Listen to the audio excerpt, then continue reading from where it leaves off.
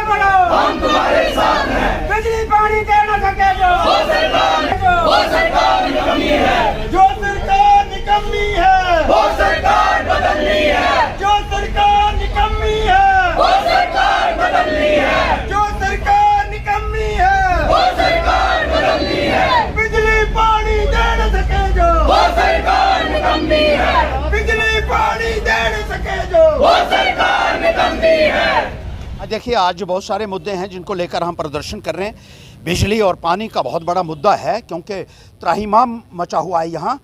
बिजली ना होने की वजह से इतनी परेशानियाँ लोगों को आ रही हैं। लोग परेशान हैं, बच्चे परेशान हैं, विद्यार्थी परेशान हैं, आम नागरिक परेशान हैं। सरकारी काम नहीं हो पा रहे हैं, लेकिन ऐसा लगता है कि सरकार को भी इन मसलों से कोई लेना देना नहीं है। लोग इतने महीनों से चिल्ला रहे हैं कि बिजली की समस्या है, लेकिन सरकार मूक दर्शक बनी हुई है। पीने की पानी की समस्या है, कस्बों में पानी नहीं, गांव में पानी नहीं। गांव में ख़ास तौर पर हमारी महिलाएं जो हैं, बहनें हैं, माताएं हैं, वो सर के ऊपर बड़ा बड़ा बर्तन रखकर 8-8 किलोमीटर पैदल चलकर पानी भरने के लिए जाती हैं। उनके सिर के बाल भी उड़ गए हैं, लेकिन इनको शर्म नहीं आई है अभी तक। इस सरकार को अभी तक शर्म नहीं आई है। इससे बड़ी जो मैं समझता हूं कि इस बदकिस्मती और क्या हो सकती है कि ऐसी सरकार के पल्ले हम लोग पड़े हैं जिसको लोगों की समस्याओं के साथ कोई लेना देना नहीं है। आज हमने यहाँ एक प्रदर्शन किया पीएचई के दफ्तर के बाहर। अभी बिजली के दफ्तर में जाएंगे, उसके बाद रूरल डेवलपमेंट में भी जाएंगे, उसके बाद डीसी ऑफिस में भी जाएंगे और लोगों की समस्याएं जो हैं वो वहाँ उनका व्याख्यान भी करेंगे। और उम्मीद रखते हैं कि जल्द से जल्द ये अधिकारी उन समस्याओं का समाधान करते हैं, क्योंकि बहुत सारे ऐसे इश्यूज़ हैं जिसमें बीपीएल लोगों के काट दिए गए। गरीब लोगों के बीपीएल लगातार काटे जा रहे हैं और जो एलिजिबल लोग हैं उनको डिप्राइव किया जा रहा है, और दूसरे लोगों के बीपीएल जो है, अपने चहेतों के बीपीएल इन लोगों ने बनाए जो एलिजिबल ही नहीं थे। इतना फ्रॉड जो है वो चल रहा है सीएपीडी डिपार्टमेंट में।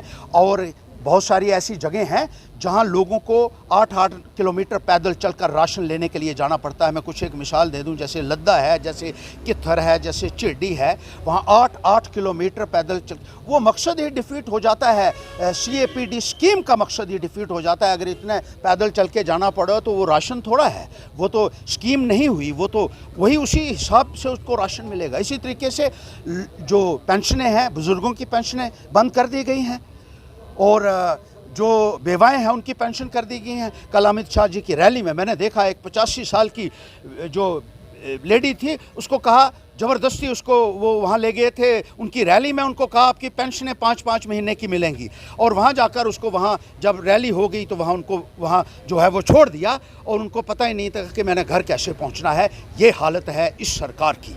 PMGSY की सड़कों का देख लीजिए, ज़मीनें लोगों से छीन ली, मकान उनके तोड़ दिए, लेकिन मुआवजा उनको नहीं दिया गया है, न ज़मीनों का, बहुत सारे लोगों का मकानों का, और धौंस जमा के उनसे ज़मीनें छीनी जा रही हैं, उनके मकान गिराए जा रहे हैं। गरीब के ऊपर जुल्म हर्षदेव किसी कीमत पर नहीं होने देगा, उसके लिए कोई भी कुर्बानी देने के लिए तैयार है। और अधिकारियों से ये कहना चाहता हूँ कि भूल जाएं आप कि कोई और हुकूमत थी।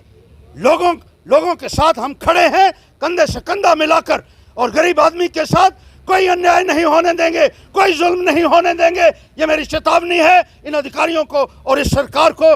न्याय मिलना चाहिए सबको, सबको अपना हिस्सा मिलना चाहिए, हक मिलना चाहिए। बिजली, पानी, राशन, स्कूलों में मास्टर नहीं है। हमारे बच्चों को बर्बाद करने की एक साजिश की जा रही है। गांव के स्कूलों में कहीं मास्टर आपको नहीं मिलेंगे। एक एक करके उन्होंने मास्टरों को वहाँ से हटा दिया और लोग जो हैं वो चिल्लाते रहते हैं, लेकिन सुनने वाला कोई नहीं है। ऐसी सरकार को सत्ता में बने रहने का कोई अधिकार नहीं है। मैं ये कहना चाहता हूँ।